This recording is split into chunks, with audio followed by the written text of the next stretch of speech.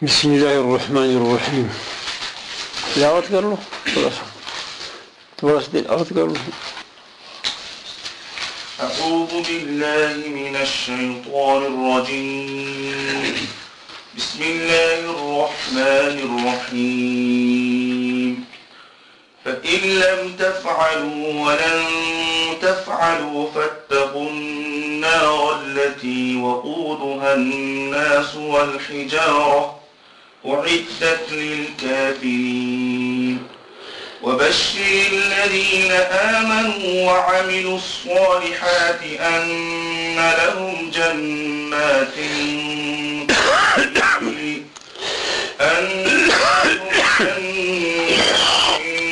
تجري من تحتها الأنهار كلما رزقوا منها من ثمرة رزقا قالوا هذا الذي رزقنا من قبل وأتوا به متشابها ولهم فيها أزواج مطهرة وهم فيها خالدون.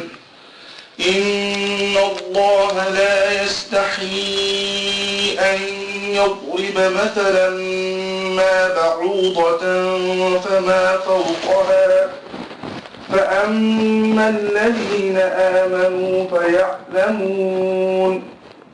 فيعلمون أنه الحق من ربهم وأما الذين كفروا فيقولون ماذا أراد الله بهذا مثلا يضل به كثيرا ويهدي به كثيرا وما يضل به إلا الفاسقين الذين ينقضون عهد الله من بعد ميثاقه ويقطعون ما أمر الله به أن يوصل ويفسدون في الأرض أولئك هم الخاسرون.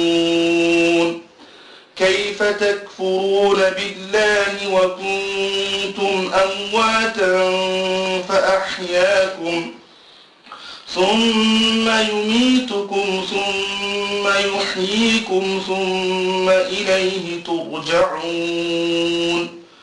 هو الذي خلق لكم ما في الأرض جميعا ثم استوى إلى السماء فسواهن 7 سماوات وهو بكل شيء عليم. صدق الله العظيم. रैब के बारे में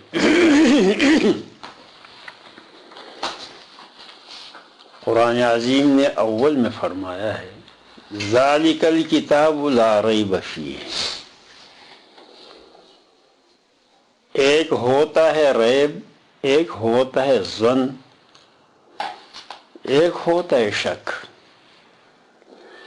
इन तीनों अल्फाज के मानी में मामूली सा फर्क है। रैब कहते हैं तरद्दुद को। तरद्दुद किसी मामले में ये कि ये हक है या ना हक है। दिल तो गवाही देता है कि ये हक है, लेकिन फिर उसको ये ख्याल होता है कि शायद ना हक हो। इसकी एक मिसाल मसनवी में मौलाना रूम रहमतुल्लाह अलैह ने बेहतरीन पेश किया है। जब अल्लाह जल्ल जलालहू फरमाते हैं अल हक़्क़ु मिन रब्बिका फला तकूनन्न मिनल मुमतरीन। हक तेरे रब की तरफ से है, आप मुमतरीन में से न बने। सवाल पैदा होता है कि आप मुमतरी में से कैसे बन सकते थे। نفی کسی چیز کی دلالت کرتی ہے اس کی وجود پر، اگر وجود نہیں تو نفی بھی نہیں، کیونکہ نفی فرع ہے وجود کا۔ مثال کے طور پر اگر کسی برتن میں پانی ہے، آپ یہ کہیں کہ یہ پانی نہ پیو تو بات ٹھیک ہے، لیکن اگر برتن میں پانی ہے ہی نہیں تو آپ کیسے کہہ سکتے ہیں پانی نہ پیو؟ تو اس کے بارے میں معنی فرماتے ہیں، درگمان افتاد جانے انبیاء اتفاق منکرین اشقیاء۔ جان انبیاء جناب محمد رسول اللہ صلی اللہ علیہ وسلم اس گمان میں پڑ گیا کہ اکیلا میں بول رہا ہوں اور تمام دنیا مخالفت کرتی ہے، پتہ نہیں کہ مجھ سے ادائیگی میں کوئی کمی ہو رہی ہے کیا، یا کوئی خدا نخواستہ میں غلطی پر ہوں گیا۔ تو کسی چیز کو حق سمجھ کر کے، یقین کر کے، پھر بھی اس کے خلاف ذہن میں آنا، اسی کو کہتے ہیں ریب۔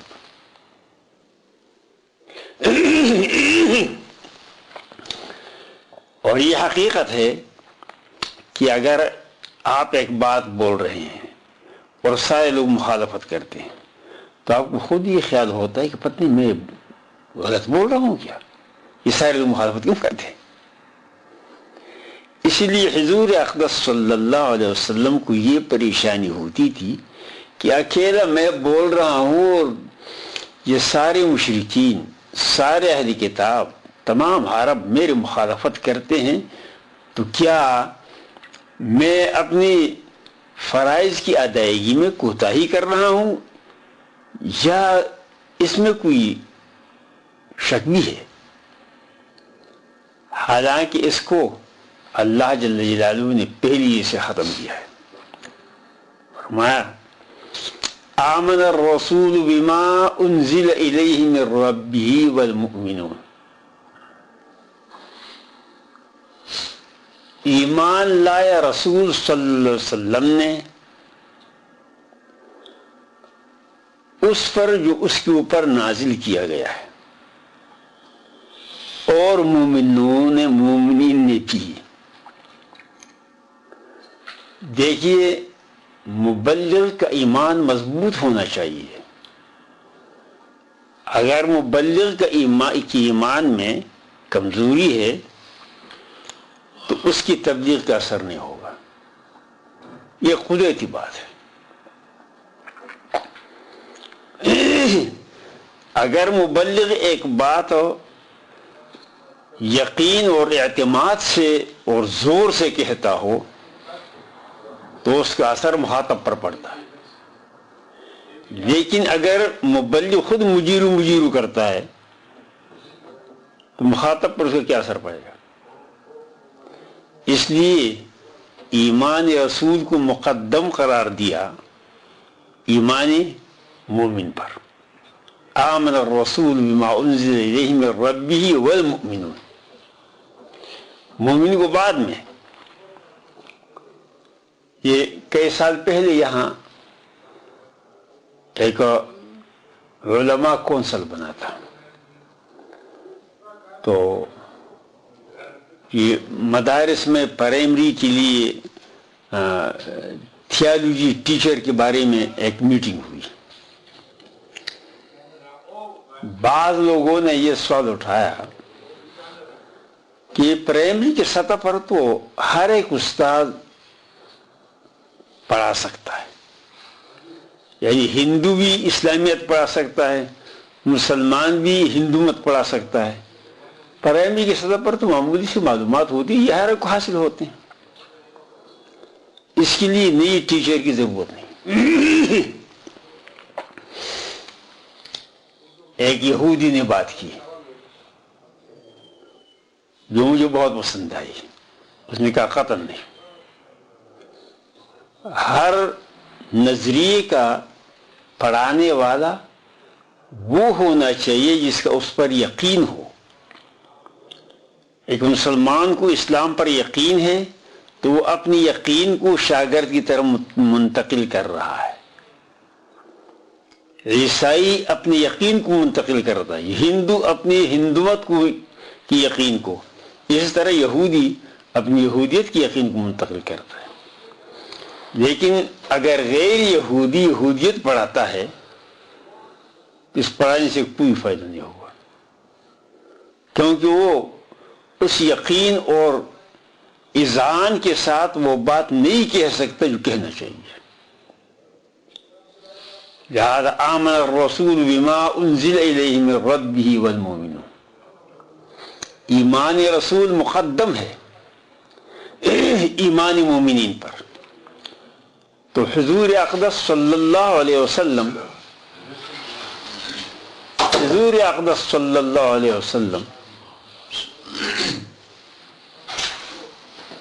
جو اللہ کے احکام پہنچا رہے تھے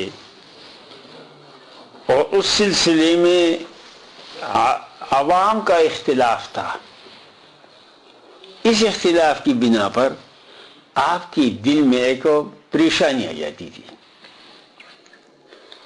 اور میرے بھائیو، اگر آپ حدیث پر نظر رکھیں تو فرماتے وَإِنَّهُ لَيُغَانُ عَلَىٰ قَلْبِي، حضور فرماتے ہیں کہ میرے دل پر ایک قسم کا پریشانی آتی ہے، غین آتا ہے، غین ایک قسم کا میل آتا ہے، پریشانی آتی ہے. فَأَسْتَغْفِرُ اللَّهَ لَهُ كُلِّ يَوْمٍ 70 مرہ، اس کے لیے میں ہر دن 70 مرتبہ استغفار پڑھتا ہوں. یہ غین کیوں آتا ہے؟ یہ بات آپ ذہن میں رکھ لیں، یہ بات سمجھنے کی کہ غین کیوں آتا ہے. 4 قسم کی توجہ ہوتی ہے. ایک ہے توجہ انعکاسی، جس مجلس میں آپ بیٹھے ہوئے ہیں ان لوگوں کے خیالات کا، میلانات کا، طبائع کا آپ کے اوپر عکس پڑتا ہے. اور اسی بنا پر اگر آپ اچھوں کی مجلس میں بیٹھے ہوئے ہیں آپ کے اوپر اچھا اثر پڑتا ہے. یہ غیر اختیاری بات ہے، اس کو توجہ انعکاسی کہتے ہیں، عکس پڑتا ہے. بروں کی مجلس میں بیٹھ کر کے یقیناً برائی کا عکس پڑتا ہے. چونکہ حضور اقدس صلی اللہ علیہ وسلم کا تعلق مشرکین سے تھا، ملحدین سے تھا، وہ لوگ جو کہ کفر والے تھے، شرک والے تھے، اور ایک خونخوار قوم، بدعمل قوم، کوئی ایسے گناہ نہیں جو کہ قریش نہیں کرتے تھے. یہاں تک کہ اس زمانے میں جو بدعملیاں ہو رہی ہیں ان بدعملیوں سے ان کی بدعملی زیادہ تھی. مشہور واقعہ ہے کہ قریش کے سردار گرمی کے زمانے میں طائف جاتے تھے، اور طائف میں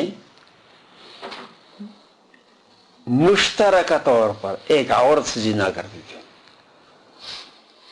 مشترکہ یعنی اتنی بھی حیا جیسے کہ اس ملک میں پبوں میں ہوتا ہے، ان کا وہ پب تھا. ابن زیاد کے بارے میں تاریخ نے لکھا ہے، کوئی ایسی سنی سنی بات نہیں، تاریخی واقعہ ہے.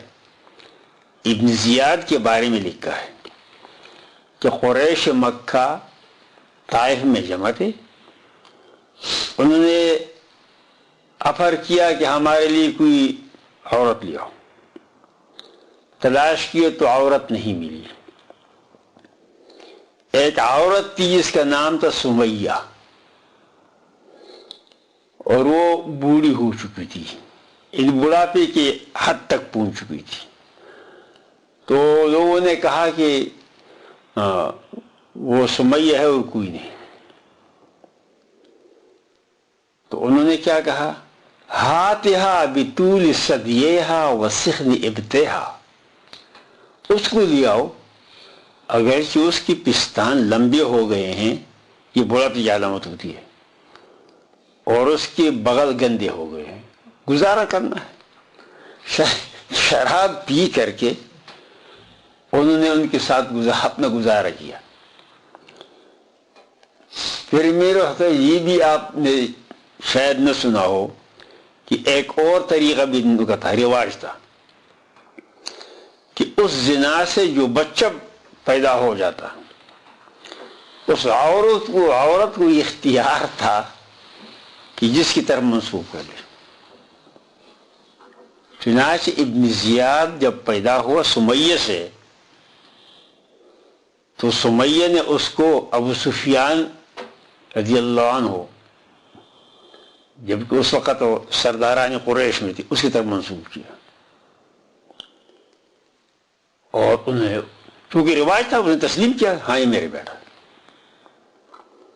یہ وہی ابن زیاد جو ابو سفیان کی طرف منسوب تھا، اور یہ رواج قریش میں تھا کہ اس کو ولد الحرام کہتے تھے، ولد الحرام۔ امیر معاویہ رضی اللہ تعالی عنہ کی خیر کا زمانہ جب آیا، عراق پر کنٹرول نہیں ہوتا تھا، تو انہوں نے ابن زیاد کو بلایا، کیونکہ وہ جانتا تھا کہ یہ ولد الحرام میں سے ہے، تو اس کے سر پر اور پشت پر تب کی تو میرا بھائی ہے، تو میرا بھائی ہے، عراق پر کنٹرول کرو۔ چنانچہ ابن زیاد نے عراق میں وہ کچھ کیا جو کوئی نہیں کر سکتا تھا، اور کنٹرول قائم کیا، اتنے لوگوں کو قتل کیا کہ بہت زیادہ لوگوں کو قتل کیا اور کنٹرول کیا۔ تو امیر معاویہ رضی اللہ عنہ یہ سمجھتی تھی کہ یہ کام اور کوئی نہیں کر سکتا، تو ایسے لوگ آپ صلی اللہ علیہ وسلم کے مخاطب تھے، بس میں گئی ایسی مخاطبین کا جو عکس آپ کی قلب مبارک پر پڑتا تھا، ظاہر ہے وَإِنَّ الْيُغَانُ عَلَىٰ قَلْبِ۔ اچھا،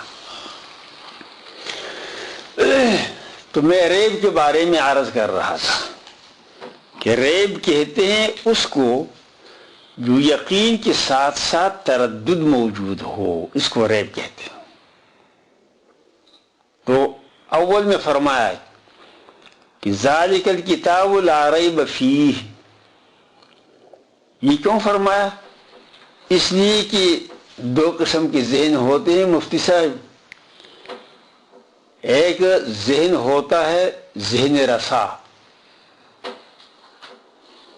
جو کہ باریک بین ہوتا ہے، سمجھدار ہوتا ہے، وہ ذہن ہوتا ہے،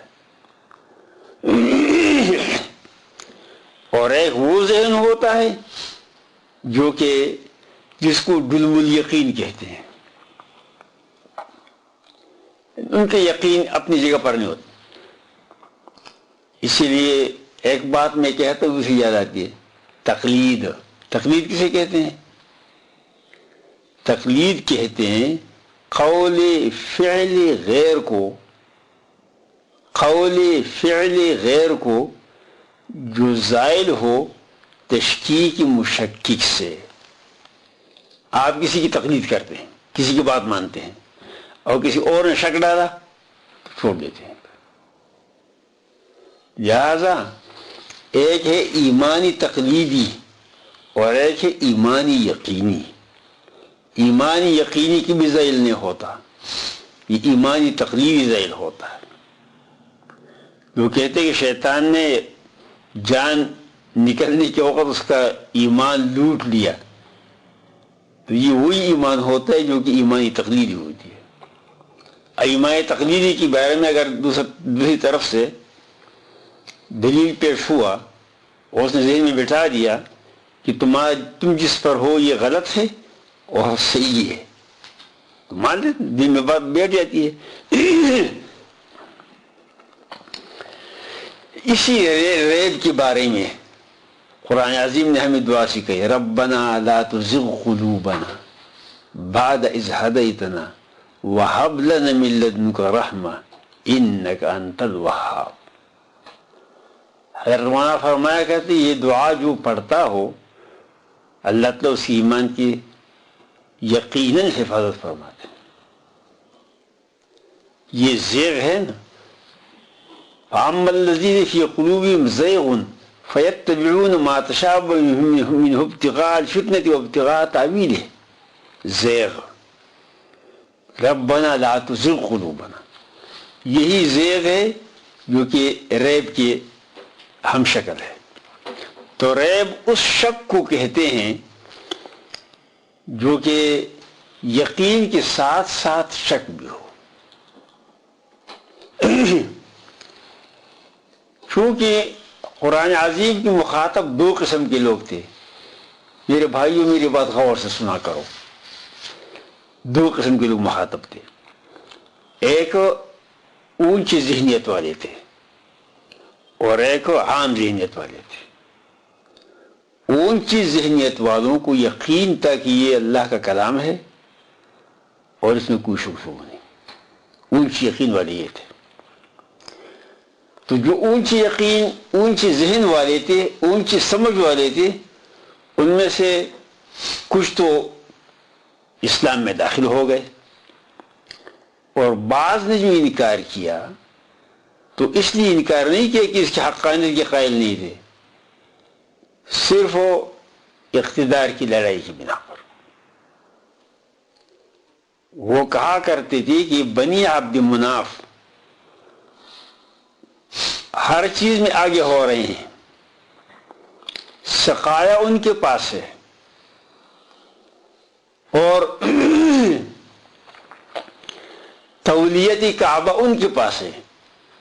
عرب کی ساری عزت تو کعبے کی بنا پر تھی، لإلاف قریش ایلافہم رحلۃ الشتاء والصیف فلیعبدوا رب هذا البیت الذی اطعمہم من جوع وآمنہم من خوف۔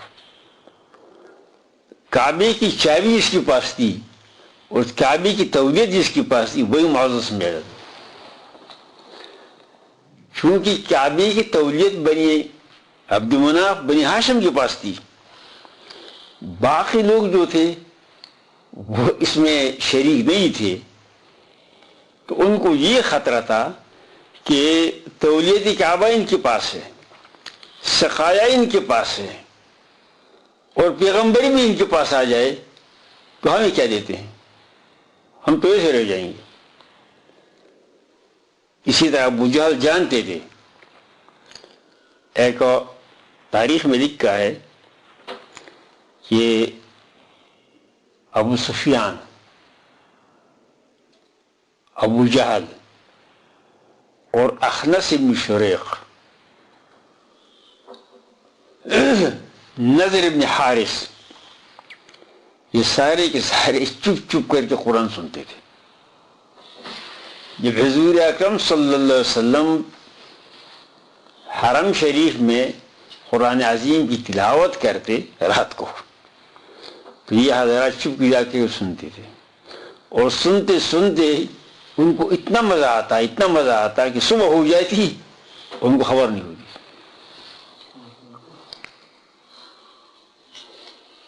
کیونکہ یہ اونچی ذہن والے تھے، اونچی ذہن والے۔ ایک مرتبہ ایسا ہوا کہ انہوں نے مشورہ کیا کہ قرآن عظیم کو کبھی نہ سنا جائے، تو اتفاق ہوا، ٹھیک ہے۔ رات ہوئی تو یہ چاروں حضرات جو تھے نا، سب کے دل میں یہ کسک پیدا ہوئی کہ قرآن سننا چاہیے، تو ایک دوسرے چپ کر کے گئے اور کونوں میں چپ ہوئے بیٹھے الگ الگ، قرآن سنتے رہے۔ صبح ہوئی تو یہ واپس گھروں جا رہے تھے تو اچانک راستے میں مل گئے، پتہ چل گیا کہ تو آ گئے تھے، چاروں آ گئے، کہیں ہم نے کلمہ وعدہ نہیں کیا تھا کہ نہیں آئیں گے، تو انہوں نے کہا کہ کیا کرے بھائی، دل نہیں مانتا، دل چاہتا ہے سننے کو. تو پھر انہوں نے دوبارہ معاہدہ کیا کہ آج کے بعد پھر کبھی نہیں آئیں گے. ٹھیک ہے نہیں آئیں گے. دوسری رات پھر آ گئے, تیسری رات پھر آ گئے.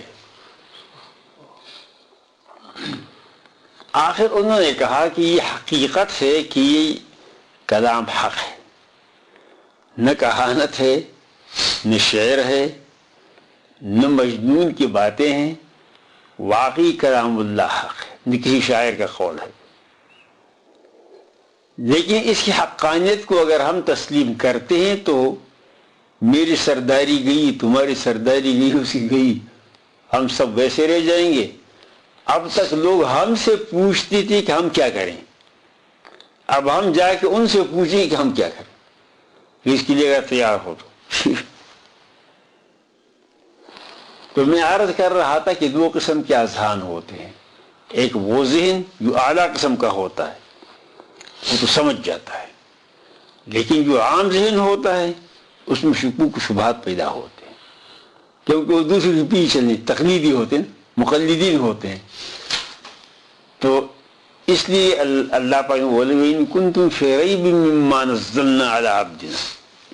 یہ ریب کا خطاب اس لیے فرمایا کہ ذہن دو قسم کا ہے.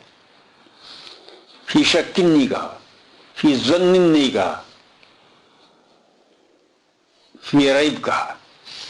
راب یریب ریبتن, یہ دل کے خلجان کو کہتے ہیں. دل کو خلجان, پریشانی ہوتی ہے, پتہ نہیں کہ میں کیا کہوں, اچھا کہوں برا کہوں, اچھا کہوں برا کہوں, جاؤں یا نہ جاؤں, کروں یا نہ کروں, اسی کو کہتے رہے. تو قرآن عظیم نے سب کو چیلنج کیا, تحدی کہ اگر تم کو اس قرآن عظیم میں ریب ہے تو پھر تم فصحائے عرب میں سے ہو, تم کو اپنی فصاحت پر ناز ہے, تمہارے اندر بڑے بڑے خطیب ہیں, بڑے بڑے شاعر ہیں, اور بڑے جو بولنے والے ہیں. اس کی مثل کوئی صورت تم بھی ہو, یہ اشکال ہے اس میں.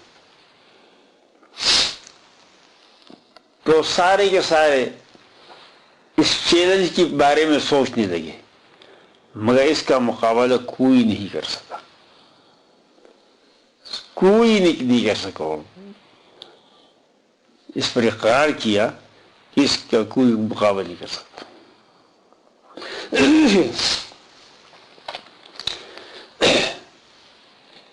تو اس زمانے میں کسی نے مقابلہ نہیں کیا, اور اب 1400 سال گزر چکے ہیں اور قرآن کی تحدی اور چیلنج موجود ہے. لوگ چاند پر قدم رکھ کر کے آگے بڑھنے کی کوشش کر رہے ہیں, اور سب کے سب اسلام کے اور قرآن کے دشمن ہیں. اور سائنس نے جتنی ترقی کی ہے وہ ظاہر ہے, لیکن قرآن کا مقابلہ اب تک کوئی نہیں کر سکا. بلکہ مستشرقین جتنے ہیں, یورپ کے جو ماہر تعلیم لوگ ہیں, وہ اقرار کرتے ہیں کہ قرآن جو یقیناً اللہ کا کتاب ہے, اور کسی کتاب کوئی نہیں ہو سکتا.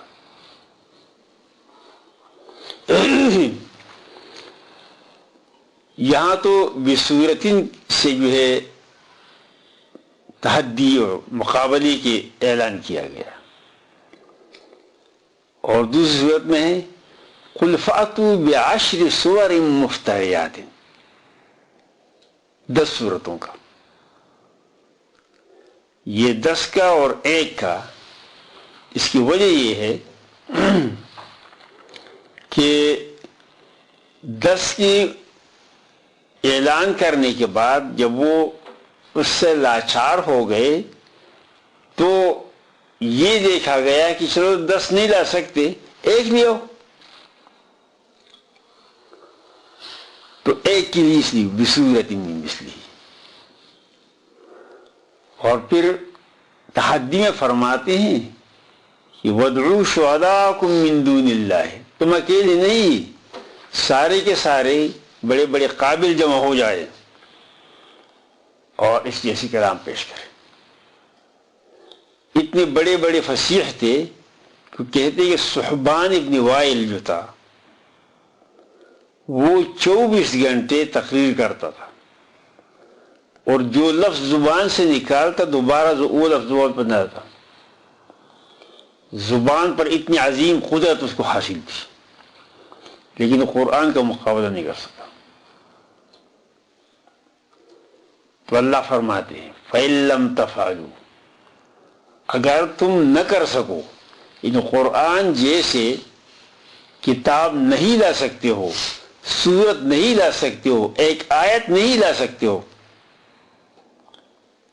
وَلَن تَفْعَلُوا، کہ اللہ اعلان فرمائے ہرگز نہیں کر سکو. تو جب نہیں لا سکتے ہو، نہیں لا سکو گے، تو پھر تمہیں کیا ہونا چاہیے؟ فَاتَّقُوا النَّارَ الَّتِي وَقُودُهَا النَّاسُ وَالْحِجَارَةُ، تو بچو، فَاتَّقُوا بچو، النَّارَ الَّتِي اس آگ سے، وقود کہتے ہیں ایندھن کو، وہ چیزیں جس کے ذریعے سے آگ جلائی جاتی ہے، اس کو لکڑی، کوئلہ وغیرہ. تو وقودها الناس والحجارہ، اس آگ کے ایندھن کیا ہے؟ الناس میں الف لام عہد کے لیے ہے، مشرکین، منکرین، وہ اور حجارہ سے مراد حجارات اصنام ہے، بتوں کے جو پتھر ہیں وہ اس لیے ڈالے جائیں گے کہ ان کو دکھا دیا جائے گا جس کی تم عبادت کرتے تھے ان کا حال ہے کہ وہ خود جل رہے ہیں. اعدت للکافرین، وہ آگ تیار کی گئی ہے انکار کرنے والوں. کفرہ یکفرو معنی چھپانے کے آتے ہیں، اور جو شخص کسی بات سے انکار کرتا ہے تو گویا کہ وہ سچ کو چھپا کر کے ڈٹ جاتا ہے. تو کافر کے معنی حق چھپانے والا، حق سے انکار کرنے والا. اب اگر آپ ان مضامین پر غور کریں تو قرآن عظیم نے اول قرآن کی صفت بیان کی، ذالک الکتاب لا ریب فیہ، اور پھر اس کی صفات بیان کی ھدی للمتقین، پھر متقین کی صفات بیان کی الذین یؤمنون بالغیب ویقیمون الصلاۃ، اور پھر ان کا مختصر نتیجہ بتایا کہ جو ایسے لوگ ہیں تو اولئک علی ھدی من ربہم واولئک ھم المفلحون. ایک فرقہ یہ ہوا. دوسرا فرقہ ان الذین کفروا سواء علیہم، جو منکرین ہے، ان کی حالت بیان کی کہ ان کا کہ باطنی حالت اس حد تک پہنچ چکی ہے کہ ہدایت قبول کرنے کی صلاحیت نہیں رہی. جیسے کہ لوہا اتنا خراب ہو جائے، اتنا زنگ اس کو لگ جائے کہ پھر اس سے کوئی اوزار نہ بن سکے. تو گویا کہ ان لوگوں کے دل اتنے زنگ والے ہو گئے ہیں کہ اب ان میں صلاحیت باقی نہیں رہی. یہ ان کی حالت بیان کی.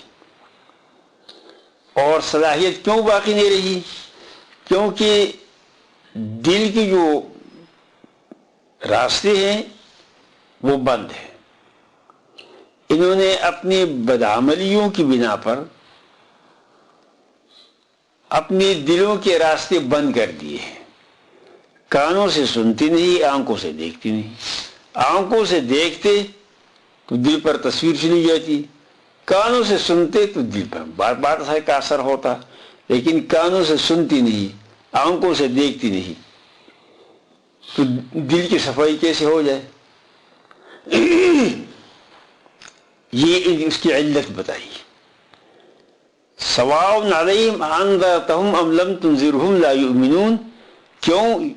ختم اللہ علی قلوبہم وعلی سمعہم وعلی ابصارہم غشاوۃ عذاب عظیم. یہ ان کی سوء صلاحیت کی بات کی، ان کے سوء استعداد کی بات کی، اور نتیجے بھی بیان کیا اور عذاب عظیم. دو فرقے ہوئے. تیسرا فرقہ وہ ہے جو کہ جس کو منافقین کہتے ہیں. ان میں دو جماعتیں. ایک جماعت وہ جن کو سرے سے دین کے بارے میں کوئی یقین ہی نہیں تھا، لیکن دنیوی مفاد حاصل کرنے کے لیے دین کو ظاہر کرتے تھے. دوسرا فرقہ وہ ہوتا کہ وہ کبھی دل سے مانتے کبھی انکار کرتے، کبھی دل سے مانتے کبھی انکار کرتے. یہ دوسرا فرقہ تھا. پہلے فرقے میں اکثر اہلی کتاب تھے، یہودی تھے، اور دوسرے فرقے میں عام کافر تھے. ان کی نظر میں صرف دنیاوی مفاد کہ پتہ نہیں دنیا کا مفاد اس میں ہے یا اس میں ہے. اگر ان کو اسلام میں مفاد نظر آتی مفاد اسلام کی طرف چلتے، اور اگر کفر میں مفاد نظر آتی تو کفر کی طرف چلتے. تو ان لوگوں کا حال تفصیل سے بیان فرمایا اور مثالوں کی طرف سے، دو مثالوں کی طرف سے واضح کر کے ان کی بھی نتیجہ بتا دیا. پھر اس کے بعد اللہ جل جلالہ نے تینوں فرقوں کو مخاطب کیا، مومنین کو بھی، کافرین کو بھی، منافقین کو بھی، تینوں کو مخاطب کیا. اور مخاطب فرما کر کے اللہ جل جلالہ کی نعمتوں کا تذکرہ ہوا. اللہ کی نعمتیں دو قسم ہیں میرے بھائیو. ایک وہ نعم ہے جو فی الانفس ہے، اور ایک وہ نعم ہے جو فی الآفاق ہے. آفاقی نعمتوں کا بھی ذکر کیا اور انفس کی نعمتوں کا بھی ذکر کیا. تو اس کے بارے میں فرمایا کہ تم جب ایسی نعمتوں والا ذات ہو، اس کے علاوہ کسی اور کی اطاعت کتنا ظلم ہوگا. خاص اللہ کی عبادت کرو. کیوں کہ اے انسان تم کو پیدا کیا. یہ ہے نعمت فی النفس فی الانفس، کیونکہ خلق عظیم الشان نعمت ہے. انسان نہ ہوتا تو کیا ہوتا. اسی لیے بزرگوں کا قول ہے الوجود خیر کلہ، وجود سراسر خیر ہے. انسان کا دنیا میں آنا یہ عظیم خیر ہے. اس خیر سے اللہ جل جلالہ نے اس انسان کو مستفید فرمایا. تو مخاطبین کو فرماتے کہ تم کو پیدا کیا اور تم سے پہلوں کو بھی پیدا کیا. مطلب یہ کہ خالق حقیقی صرف وہ ہے. پھر اس خلق کے بعد اس مخلوق کی ربوبیت اور اس کے پالنے کے لیے آفاقی نعمتیں، آسمان کو دیکھو، زمین کو دیکھو، پانی کو اتارنے کو دیکھو، اور یہ نعمتوں کو اللہ پاک نے برسایا تمہاری پالنے کے لیے. اس کے بعد پھر اللہ پاک فرماتے ہیں کہ دیکھو یہ کلام جو پیغمبر آپ کو سناتے ہیں یہ ہمارا کلام ہے، لیکن اگر تم کو ہمارے اس کلام ہونے میں شک ہے تو چلو مقابلے کے لیے آ جاؤ. اگر مقابلہ بھی نہیں کر سکتے اور نہیں کر سکو گے قیامت تک، تو پھر پیغمبر جو تمہیں سنا رہا ہے کہ جہنم کی آگ سے بچو تو بچنے کی کوشش کرو. اور بچنے کا طریقہ کیا ہے؟ قانون فطرت پر عمل کرنا، قانونی فطرت کیا ہے؟ قرآن ہے. قرآن قانونی فطرت ہے. ایک انجینئر ایک کارخانہ بناتا ہے، اس کارخانے کی چلانے کے لیے وہ ایک قانون بناتا ہے. اگر انجینئر کے بنائے ہوئے قانون کے مطابق اس کا بنایا ہوا کارخانہ چلتا ہے تو چلتا ہے، اگر قانون کی خلاف ورزی ہو تو نہیں چل سکتا، پھر توڑ پھوڑ ہوگا اور اس سے سامان اور جس چیز کے لیے وہ نہیں نکل سکے گا اس سے. لہذا قانونی فطرت پر عمل کرو. یہاں تک یہ بات ہوئی. اب آگے اللہ فرماتے ہیں وَبَشِّرِ الَّذِينَ، بشر یبشر تبشیرا، یہ لفظ بشرے سے نکلا ہے. انسان کا چہرہ، تو جہاں بشر کا لفظ آتا ہے اس کا مطلب یہ کہ ایسی خبر سنا دو جس کا اثر چہرے پر پڑ جائے.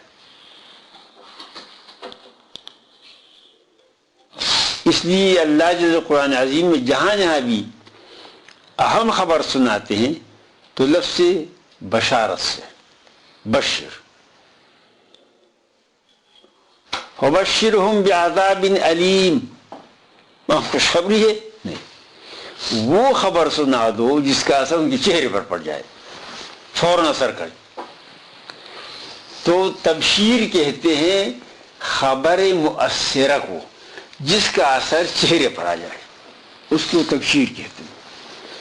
عام طور سے چونکہ ہماری زبانیں محدود ہیں تو ہم اس کہتے ہیں بس خوشخبری دو، لیکن اگر خوشخبری کا معنی ہے تو بشر بعذاب علیم، عذاب علیم کی کوئی خوشخبری ہے؟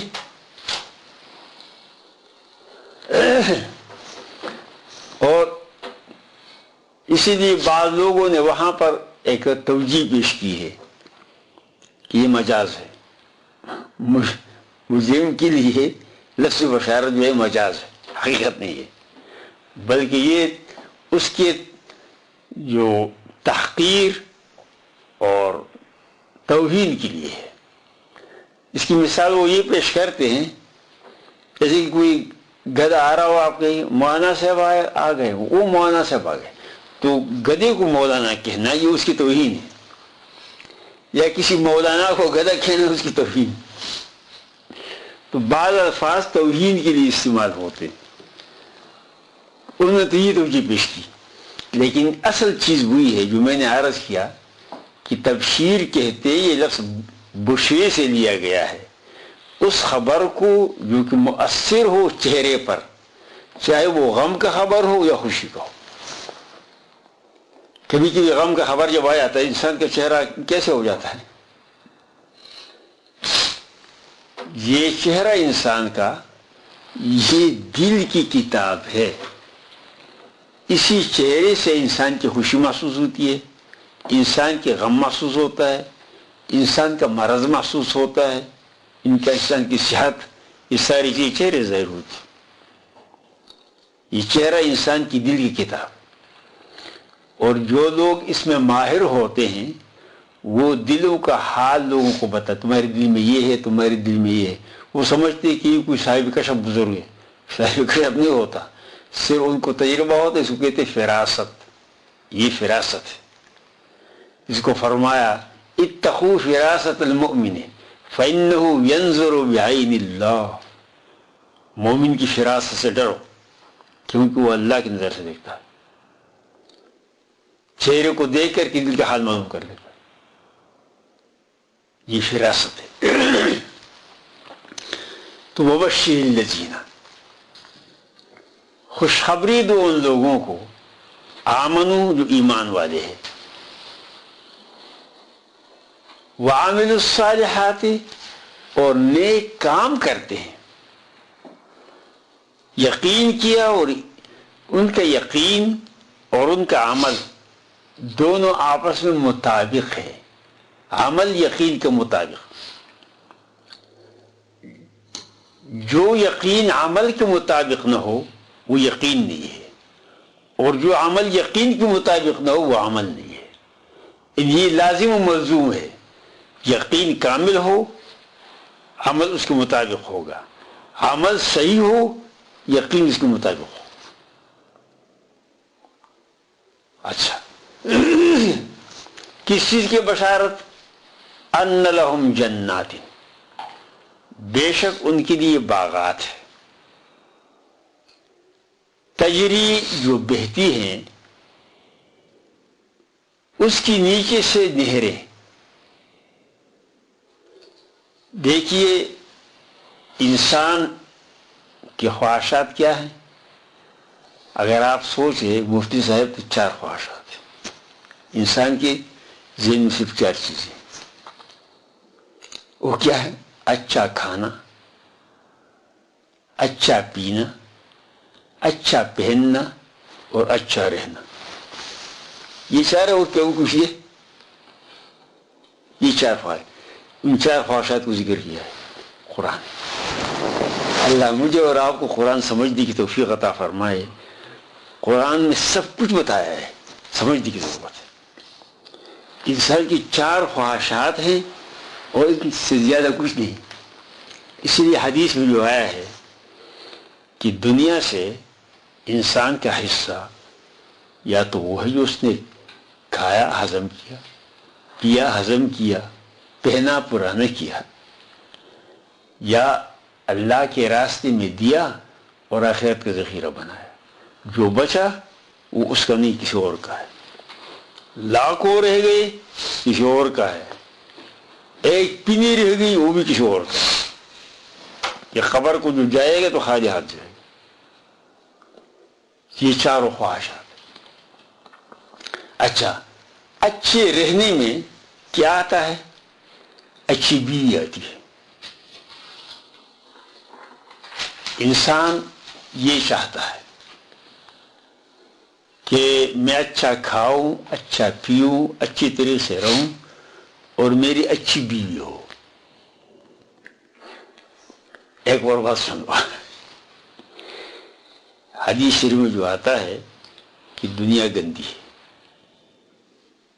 یہ آتا نہیں آتا، دنیا گندی ہے۔ الدنیا جیفۃ وطلابها کلاب، دنیا مردار ہے، اس کے طلبگار کتے ہیں۔ مردار کیوں ہیں؟ دیکھو دنیا کا مقصد کیا ہے؟ شہوت بطن، شہوت فرج، اس کے لوگ بھی وہ شہوت ہے۔ یا انسان سوچتے کہ اچھا کھاؤں، نتیجہ کیا ہے؟ پاخانہ۔ یا انسان چاہتا ہے کہ میری اچھی بیوی ہو، نتیجہ کیا ہوتا ہے؟ ایک قطرہ نکلنا۔ لہذا دنیا گندی ہے۔ انہی خواہشات کو اللہ پاک نے، اگر اس آیت شریف پر آپ غور کر لیں تو وہ اللہ پاک نے ذکر کی، یہاں نہیں بلکہ ہر جگہ اس کی بار بار دہرایا ہے تاکہ انسان کے ذہن میں بیٹھ جائے۔ ان لہم جنات، اس کے لیے باغات ہے۔ یہ رہائش ہوئی، انسان چاہتے میں باغ میں رہوں، میرا محل، میری کوٹی، اس میں اچھے سے درخت ہو، پھل پھول وغیرہ ہو۔ دوسری چیز جو انسان اس کے بغیر زندہ نہیں رہ سکتا وہ کہ پانی ہے۔ جی پانی سے کے بغیر، وجعلنا من الماء کل شیء حی، ہم نے ہر چیز کو پانی کے ذریعے سے زندہ کیا۔ درخت پانی سے زندہ ہے، انسان پانی سے زندہ ہے، حیوان پانی سے زندہ ہے۔ یہ تمام کائنات کا دارومدار تو پانی پر ہے، اس لیے اسی پانی کو اللہ نے اپنی رحمت کا خطاب دیا ہے۔ آسمان سے پانی برستا ہے، رحمت ہے۔ اچھا تجری من تحت الانہار، اب وہ باغات کا نتیجہ کیا ہوتا ہے؟ اس میں پودے ہوتے ہیں نا۔ اب یہ باغات ہے، ان باغات میں ان کو پھل مل رہے ہیں، کلما رزقوا منہا من ثمرۃ رزقا، جب کبھی ان مومن صالح کو، اس مومن صالح کو جب وہ ان باغات سے پھل کھلایا جائے گا، تو اس یہاں دو روایتیں ہیں. ایک روایت یہ کہ یہ شخص کہے گا کہ یہ تو وہ پھل ہے جو ہم نے دنیا میں کھایا تھا، مثلا ایپل ہے، وہ ایپل جو ہم دنیا میں کھایا کرتے تھے، یا یہ وہ کیلا ہے جو ہم دنیا میں کھایا کرتے تھے، یا وہ فروٹ ہے. یا یہ کہ جنت میں ان کو جو پھل ملیں گے تو سب ہم شکل ہوں گے، ذائقہ الگ الگ ہوگا. ایک ہی شکل کا پھل ہے تو کسی کا ذائقہ کچھ ہے، کسی کا ذائقہ کچھ ہے. دونوں روایت اس موجود ہے. کلما رزقوا منها من ثمرات رزقا قالوا هذا الذي رزقنا من قبل، لوگ یہ تو وہ ہے جو ہمیں پہلے بھی کھلایا گیا تھا. تو یا پہلے جنت میں کھلایا گیا یا پہلے دنیا میں کھلایا گیا، دونوں توجیہات ہو سکتی ہیں. اور یہ کیوں کہیں گے وہ تو بھی متشابہ، کیونکہ ان کو پھل ایک دوسرے کے ہم رنگ دیے گئے ہوں گے. یہ تو شہوت بطن کی بات ہوئی. آگے وَلَهُمْ فِيهَا أَزْوَاجٌ مُطَهَّرَةٌ، ان کے لیے اس جنت میں جوڑے ہوں گے. دیکھو یہاں بی مراد نہیں ہے، جوڑا مراد ہے.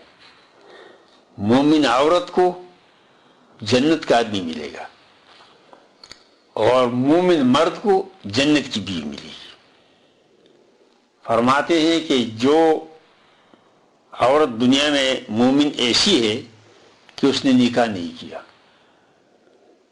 تو اس کو قیامت کے دن اس کی پسند کا جنتی انسان ملے گا. وہ عورت جو کہ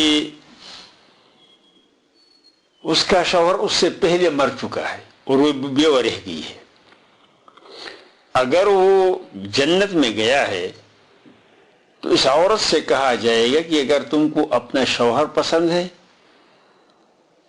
تو وہ، اگر وہ پسند نہیں ہے تو جو تمہاری مرضی ہو. اچھا، تو اور اسی طریقے سے بیویوں کی بات ہے تو جوڑے ازواج مطہرۃ، پاک جوڑے ملیں گے. اب مطہرۃ کی لفظ کی تشریح سن لو. پاک بیوی، پاک شوہر اور پاک بیوی. حضور اکرم صلی اللہ علیہ وسلم عید فطر کے موقع پر عیدگاہ میں تشریف لے گئے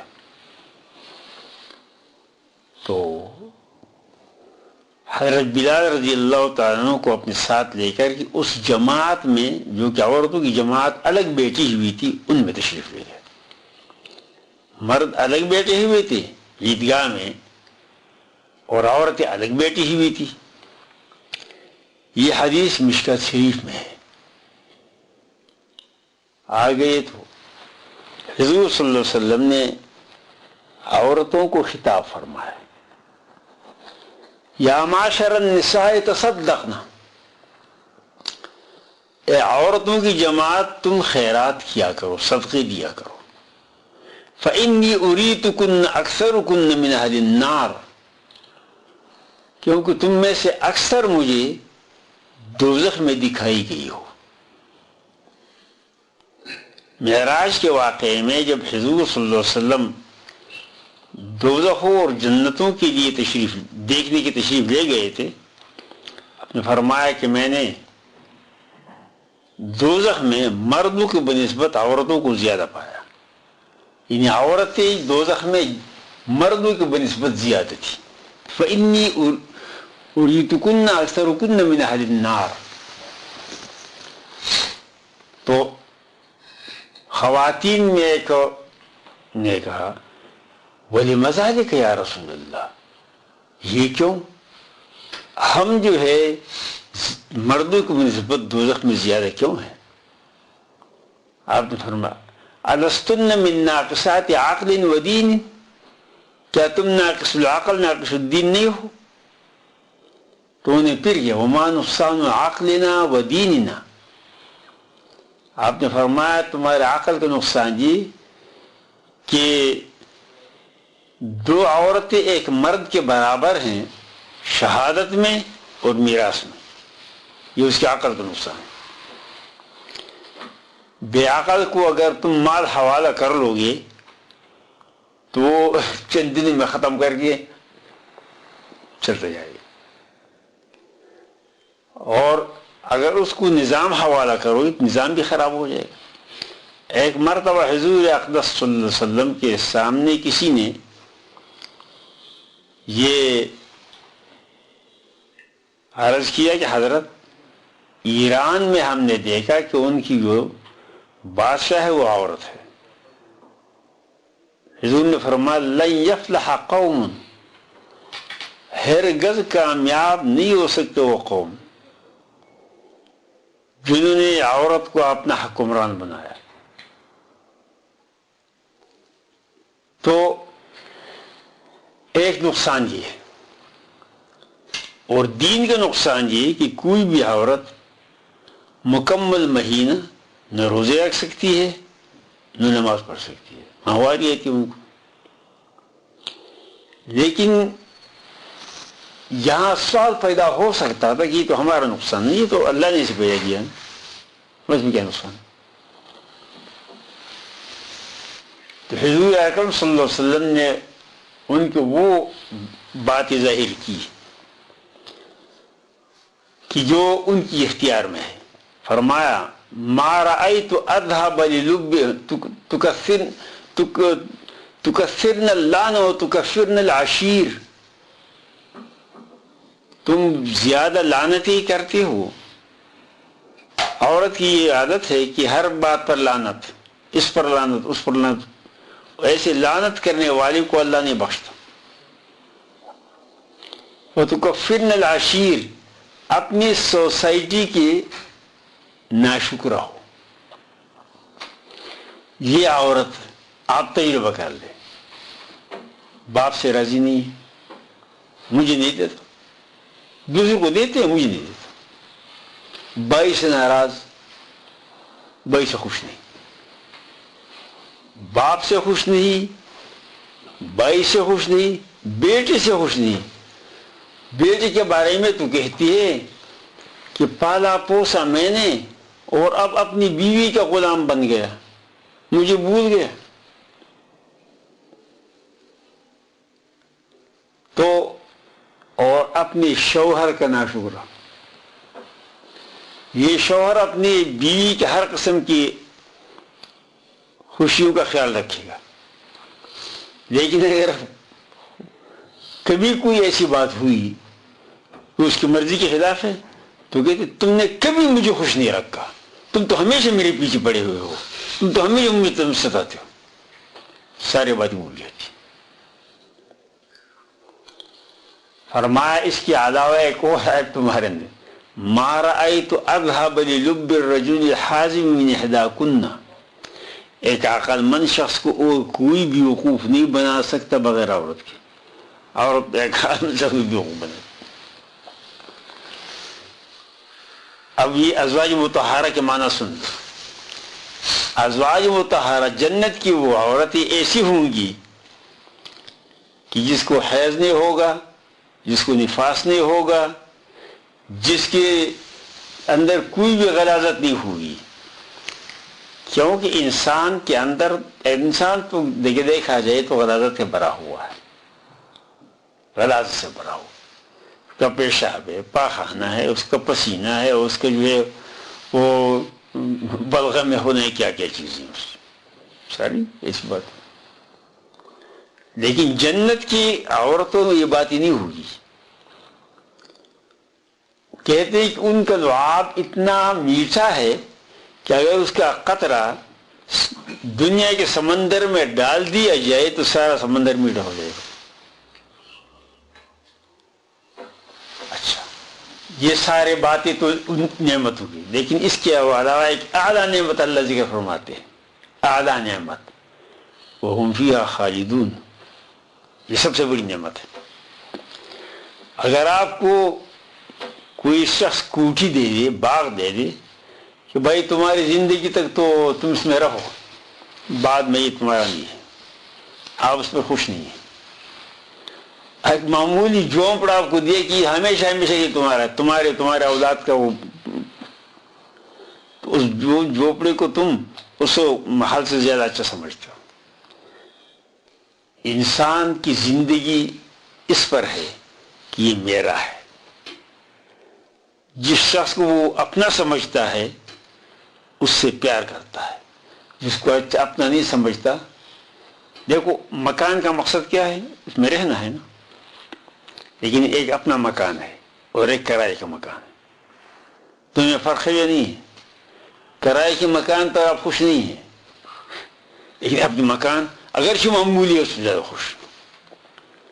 اس لیے اللہ نے فرمایا کہ لَهُمْ فِيهَا أَزْوَاجٌ مُطَهَّرَةٌ، اور ان صالح مومنوں کے لیے وَعَمِلُوا الصَّالِحَاتِ، یہاں مفتی صاحب یہ نقطہ ذہن میں رکھیں کہ آمنو اور عامل الصالحات کے درمیان میں واو عاطف آیا ہے، اور عاطف تقاضا کرتا ہے مغایرت کا۔ معلوم ہو کہ عمل صالحہ غیر ہے ایمان سے۔ جو لوگ عمل صالحہ کو ایمان کا جز مانتے ہیں وہ اس پر غور کر لیں کہ واو عاطفہ ہے، ورنہ اگر عمل صالحہ اور ایمان ایک ہو جائے پھر تو عاطف شیء علی نفسی لازم آئے گا، جو کہ کلام شاعر میں شنی۔ وآخر دعوانا الحمدللہ رب العالمین۔ دو قسم کے منافقین جو ہیں ان کی جو مثال اللہ نے دو دی ہے، ایک اول دی ہے ایک دوسری دی ہے۔ مثلاً کا مثل استوقد نارا، یہ پہلی منافقین کی مثال، یعنی وہ لوگ جو کہ یوم آخرت اور اللہ کا تصور ان کے ذہن میں تھا، لیکن اسلام کی طرف اس لیے نہیں آتے تھے کہ ان کے مفاد کو خطر تھا، تو ان کی مثال پیش کی کہ انہوں نے اسلام کو دل سے تو قبول نہیں کیا تھا، ظاہر کہہ رہے تھے، ظاہری کہہ رہے تھے کہ ہم مسلمان ہیں، کیوں کہ ہمیں مفاد ملے۔ مومن لوگ جو کافروں کے ساتھ جو سلوک کرتے ہیں اس سے بچ جائیں گے، دفع مضر ہوتی ہوئی۔ مسلمانوں کو جو مفاد مل رہے ہیں ان میں ہم شریک ہو جائیں گے۔ تو جیسے کہ کوئی شخص آگ جلائے تاکہ میں اس میں روشنی میں رہوں اور میں تکلیف سے بچوں، یہ پہلے منافقین کی مثال ہو۔ دوسروں کی مثال کہ وہ ایک زبردست بارش کے اندر جا رہے ہیں، یہ وہ لوگ تھے جو دوسری قسم کے منافقین تھے، اس کی مثال پیش کی۔